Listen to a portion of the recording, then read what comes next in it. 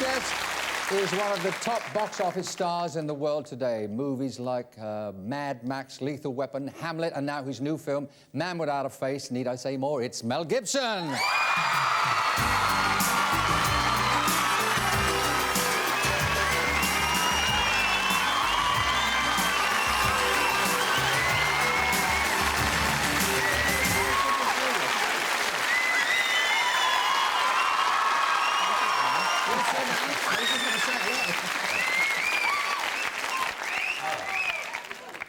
What's in your that's a little bit of... yeah, well, do you want to tip it? I mean, those days are gone, haven't they, Mel? Oh, yeah. That's water, good old-fashioned English agate. Let me ask you something.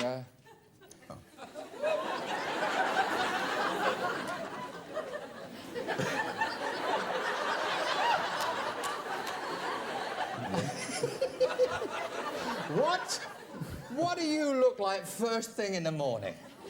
Like this, but a bit more swollen.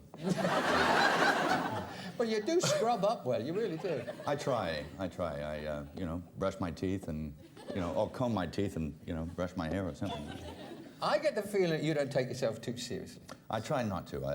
That's a big mistake. So what do you do when you read something in the paper, sexiest man in the world? I mean, what do you think? I know what she thinks. What do you think? She obviously believes that stuff.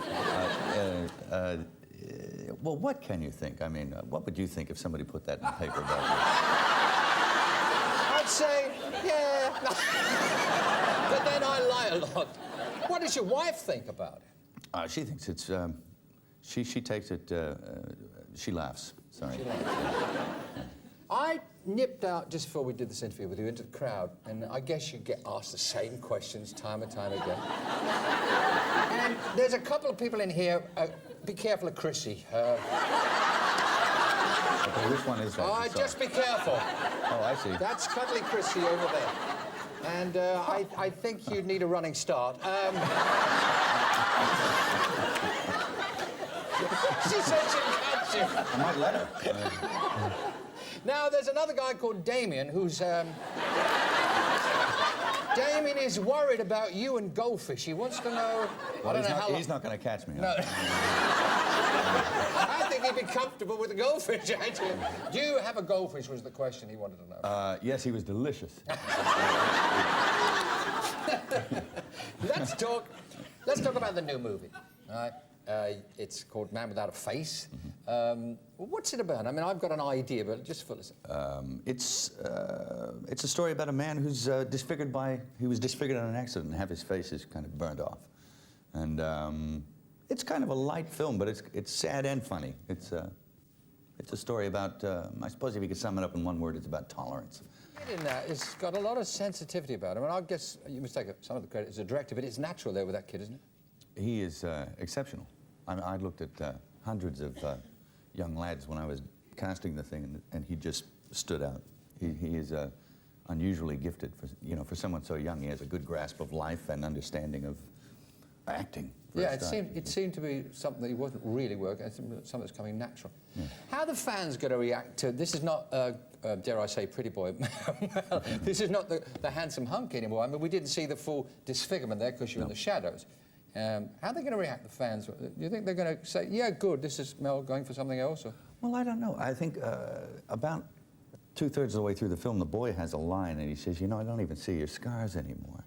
And that's kind of what I'm trying to do with the film, is so that the audience, when they get to that point, they don't notice anymore. They're looking at the person underneath.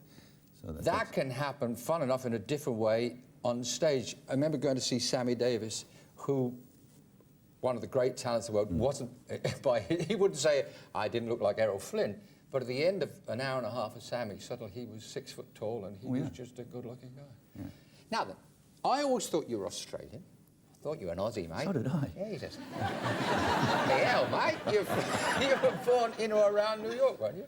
Yes, I was. So what age took you out to... I was 12, and I went over, emigrated with the rest of my family. It was a big family, wasn't it? Yeah, there was a mob of us. There was like 12 of us. So. Well, was that Mum and Dad 10 kids? Yes. Yes. Yeah. And we just settled in Sydney and learned to play rugby and cricket and all that stuff. Was this a working class family? I mean, it wasn't a wealthy background. You're not from that. Not at all, no. So what was it like trying to get in at 12 of you, trying to get in the bathroom in the morning?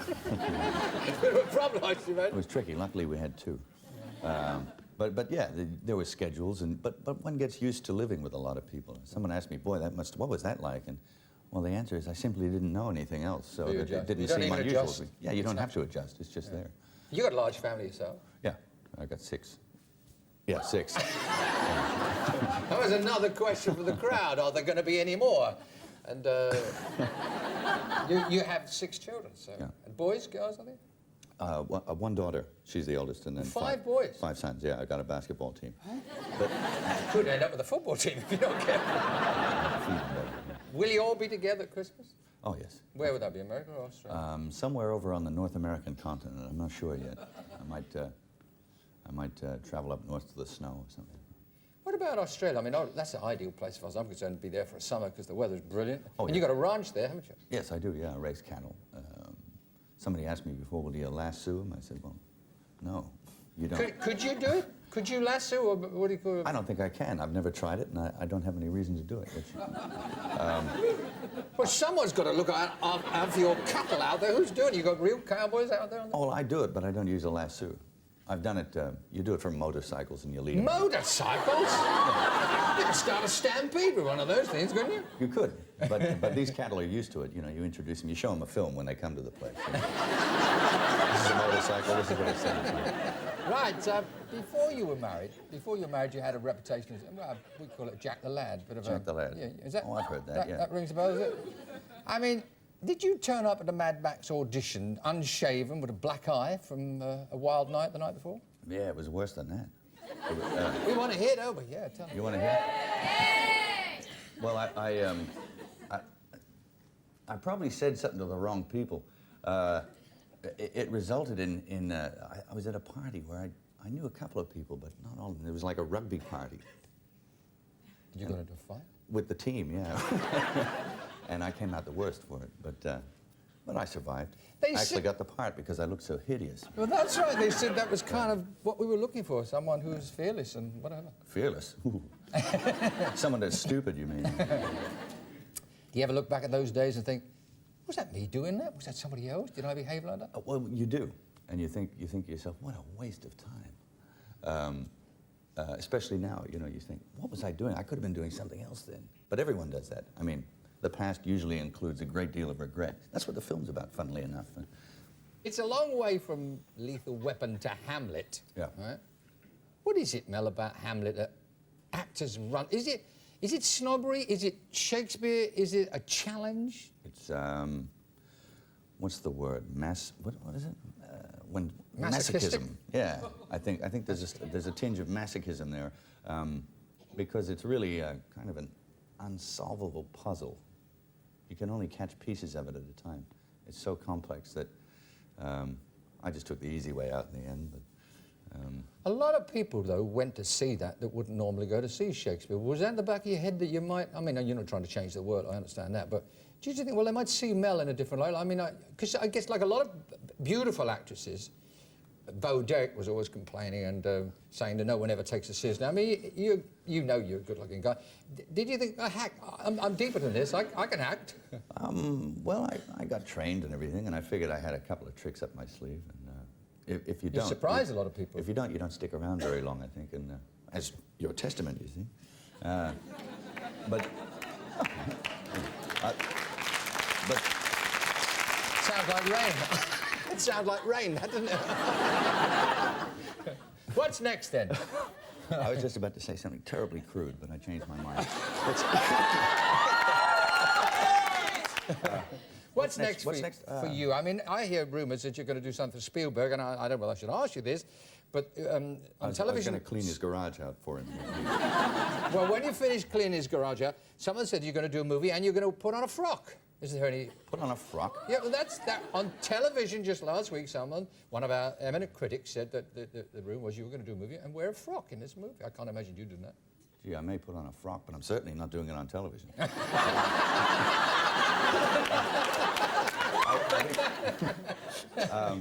No, boy, you hear the strangest things. That's the first I've heard that. They do That's a say good so. one. And this was on television. This wasn't in the newspapers. I'd like to see you. I'd like to see you in some kind of light romantic comedy on like a little carriage That's it. drama. Yes, I find you irresistible. Yeah. Would you do some of that stuff, comedy? I think that's Sure. in you. It's obvious you're making people laugh here, and it's a natural feel for you. Well, that's what Maverick is. It's a Western, and there's a rash of them. It's like measles this year with Westerns coming out. But it's actually different to the others because I think it doesn't take itself serious like a spoof on a Western, which is... so that's kind of a romantic comedy, I suppose. Well, thanks for coming. Every success with Man Without a Face and whatever you do, this lot will be waiting, I'm sure. Mel Gibson, ladies and gentlemen.